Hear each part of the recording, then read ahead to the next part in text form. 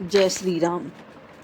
आज मैं आपको श्री वाल्मीकि रामायण का चौथा सर्ग महर्षि वाल्मीकि का 24,000 श्लोकों से युक्त रामायण काव्य का निर्माण करके उसे लव कुश को पढ़ाना, मुनि मंडली में रामायण गान करके लव और कुश का प्रशंसित होना तथा अयोध्या में श्री राम द्वारा सम्मानित हो उन दोनों का राम दरबार में रामायण गान सुनाना, ये सुनाने जा रही हूँ।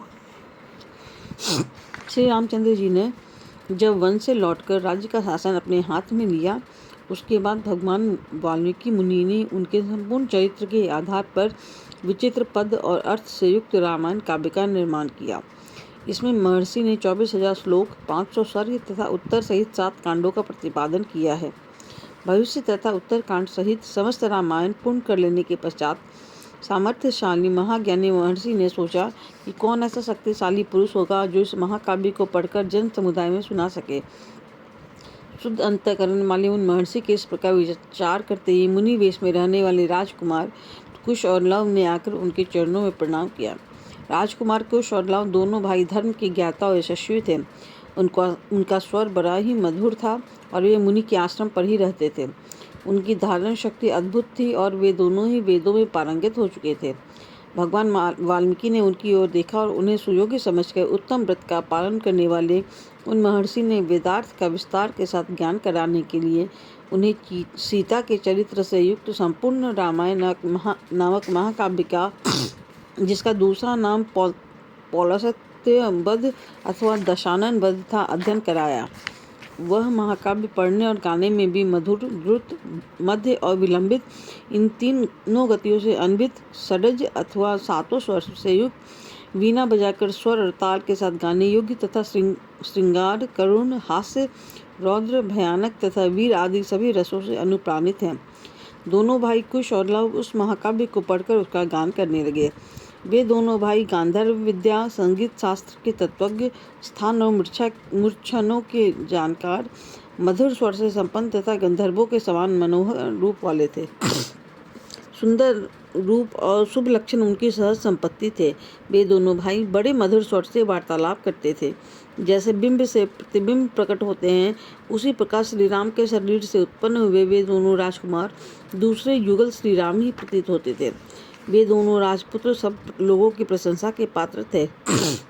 उन्होंने उस धर्मानुकूल उत्तम उपाख्यान में संपूर्ण काव्य को जीवाग्र कर लिया था और जब कभी ऋषियों, ब्राह्मणों तथा साधुओं का समागम होता था, उस समय उनके बीच में बैठकर ये दोनों तत्वज्ञ बालक एकाग्रचित्त हो रामायण का गान किया करते थे। एक दिन की बात है, बहुत से शुद्ध अंतःकरण वाले महर्षियों की मंडली एकत्र हुई थी। उसी में महान सौभाग्यशाली तथा समस्त शुभ लक्षणों से सुशोभित महामनस्वी कुश और लव भी उपस्थित थे। उन्होंने बीच सभा में उन महात्माओं के समीप बैठकर उस रामायण काव्य का गान किया।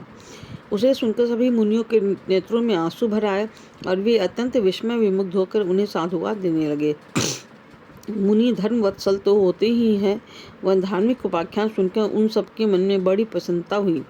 वे रामायण कथा के गायक कुमार कुश और लव की जो प्रशंसा के योग्य थे, इस प्रकार प्रशंसा करने लगे। अहो, इन बालकों के गीत में कितना माधुर्य है, श्लोकों की मधुरता तो और भी अद्भुत है।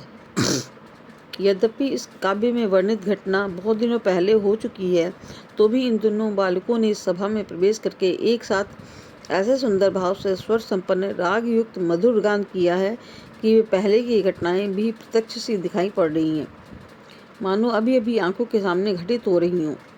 इस प्रकार उत्तम तपस्या से युक्त महर्षिगण उन दोनों कुमारों की प्रशंसा करते रहे और वे उनसे प्रशंसित होकर अत्यंत मधुर राग से रामायण का गान करते थे। उनके गान से संतुष्ट होकर किसी मुनि ने उठकर उन्हें पुरस्कार के रूप में एक बड़ा कलश प्रदान किया। किसी दूसरे महायशस्वी महर्षि ने प्रसन्न होकर उन दोनों को वल्कल वस्त्र दिया। किसी ने काला मृगचर्म भेंट किया और तो किसी ने यज्ञोपवीत। एक ने कमंडलू दिया तो दूसरे महामुनि ने मुंज की मेखला भेंट की। तीसरे ने आसन और चौथे ने कौपीन प्रदान किए। किसी अन्य मुनि ने हर्ष में भरकर उन दोनों बालकों के लिए कुठार अर्पित किया। किसी ने गिरवा वस्त्र दिया तो किसी मुनि ने चीर भेंट किया। किसी दूसरे ने आनंद मग्न होकर जटा बांधने के लिए रस्सी दी तो किसी ने संविदा बांध कर लाने के लिए डोरी प्रदान की। एक ऋषि ने यज्ञ पात्र दिया तो दूसरे ने काष्ठ भार समर्पित किया। किसी ने गूलर की लकड़ी का बना हुआ पीढ़ा अर्पित किया। कुछ लोग उस समय आशीर्वाद देने लगे, बच्चों तुम दोनों का कल्याण हो।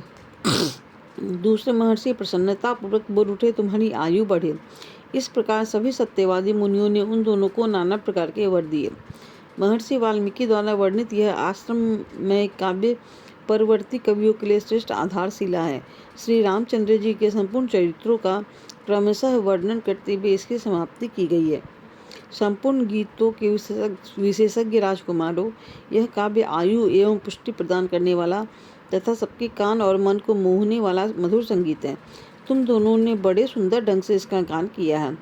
एक बार सर्वत्र प्रशंसित होने वाले राजकुमार कुश और लव अयोध्या की गलियों और सड़कों पर रामायण के श्लोकों का गान करते हुए विचर रहे थे। उसी समय उनके ऊपर भरत के बड़े भाई श्री राम की दृष्टि पड़ी।